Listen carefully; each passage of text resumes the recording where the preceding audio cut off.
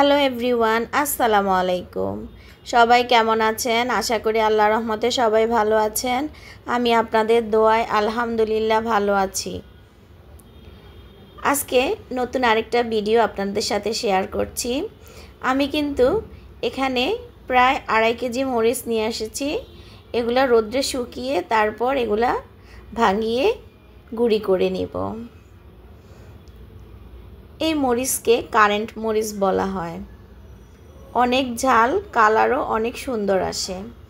তাই আমি আমার এই বারান্দায় সারাদিন রৌদ্র থাকে, তাই আমি রৌদ্রে এই মরিচগুলো শুকোতে দিয়েছি। তারপর চলে আসলাম দুপুরের আয়োজনে। এখানে আজকে আমি রুই মাছ দিয়ে, শসা দিয়ে, নারিকেল দিয়ে রান্না করব আর ঢেঁড়স ভাজি করব। আপনারা প্রতিনিয়ত দেখেন, যারা রেগুলার আমার ভিডিও দেখেন, আমি কিন্তু 2-1 দিন পর পরই ঢেঁড়স ভাজি করি। কারণ আমার ছোট ছেলে, মেজো ছেলে ঢেঁড়স ভাজি খুব পছন্দ করে, তাই ওদের জন্য আমার ঢেঁড়স ভাজিটা করতে হয়। আর আমিও পছন্দ করি। আমি কিন্তু ঢেঁড়সটা রান্না করে খেতে পারি না, আমার কাছে ভালো লাগে না, তাই আমি এভাবে ভাজি করে খাই। আর আমি মাছগুলো উল্টিয়ে পাল্টিয়ে ভেজে নিচ্ছি। তারপর দেখেন আমি এখন ঢেঁড়সগুলো দিয়ে দিব। এই ঢেঁড়সগুলো আমি কেটে রেখে দিয়েছি। এখন আমি দিয়ে দিলাম, একটু উল্টে পাল্টে নিব। আমি ঢেঁড়সে এখন শুধু লবণ দিব। যে সকল আপু ভাইয়ারা আমার ভিডিও দেখা শুরু করেছেন, প্লিজ একটা লাইক দিয়ে শুরু করতে পারেন। আপনাদের একটা লাইক আমার কাছে খুবই মূল্যবান। অনেক ভাইয়া আপুরা আছেন লাইক দিতে ভুলে যান, তাই ভিডিওর প্রথমে আপনাদেরকে মনে করিয়ে দিলাম। যদি এই বোনটার ভিডিও ভালো লাগে তাহলে একটা লাইক দিয়ে শুরু করতে পারেন। আর যদি মন থেকে ভালোবাসেন তাহলে একটা কমেন্টস করে জানাতে পারেন। এখন আমার মাছ ভাজা হয়ে গেছে। আমি এখন পাতিলে তেল দিয়ে দিলাম পরিমাণ মতো, তারপর পেঁয়াজ কুচি দিয়ে দিয়েছি। আমি এখন শসা তরকারি রান্না করব। শসা তরকারি নারিকেল দিয়ে রান্না করলে খুবই ভালো লাগে। শসার সাথে নারিকেলটা খুব ভালো মানায়।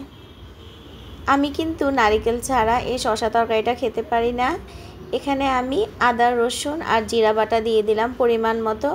ভালোভাবে মশলাটা নেড়ে ছেড়ে মিশিয়ে নিচ্ছি। আর মশলা থেকে যেন কাঁচা গন্ধ চলে যায়, তা আমি ভালোভাবে মিশিয়ে নিচ্ছি। এখানে আমি পরিমাণ মতো লবণ, হলুদের গুঁড়া, মরিচের গুঁড়া, ধনিয়ার গুঁড়া দিয়ে এখন আমি ভালোভাবে নেড়ে ছেড়ে কষিয়ে নিব। আর অল্প একটু ঝোলের পানি দিয়ে দিব। এখন আমি নারিকেল দিয়ে দিচ্ছি। এই নারিকেল বাটাটা যদি শসার সাথে না দেন তাহলে শসা তরকারিটা কেমন জানি অসম্পূর্ণ লাগে আমার কাছে। আমি সবসময় নারিকেল দিয়ে এই তরকারিটা খেয়ে থাকি, তাই আপনাদের সাথে শেয়ার করলাম। কোন কোন ভাইয়া আপুদের এলাকায় এভাবে রান্না করে শসা দিয়ে, নারিকেল দিয়ে একটা কমেন্টস করে জানাতে পারেন। আমার মশলাটা প্রায় কষানো হয়ে গেছে, উপরে তেল ভেসে আসছে। এখন আমি কেটে ধুয়ে রাখা শসাগুলো দিয়ে দিচ্ছি। আমি কিন্তু এভাবে শসাগুলো কেটে নিয়েছি। আমি সব সময় এভাবেই কেটে রাখি।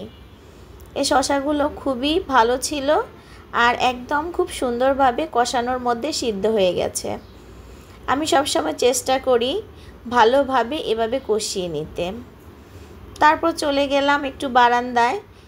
আমার মরিচ শুকাতে দিয়েছি ওই মরিচগুলো দেখার জন্য। আর এই যে আরেকটা বারান্দায় আমার গাছগুলো, মাশাআল্লাহ খুব সুন্দর হয়েছে আমার গাছগুলো। সবাই কিন্তু একটু মাশাআল্লাহ বলবেন।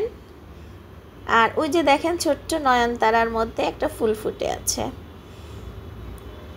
আমি দেখি আরও কয়েকটা গাছ লাগাতে পারি। গাছ লাগাতে না আমার খুবই ভালো লাগে।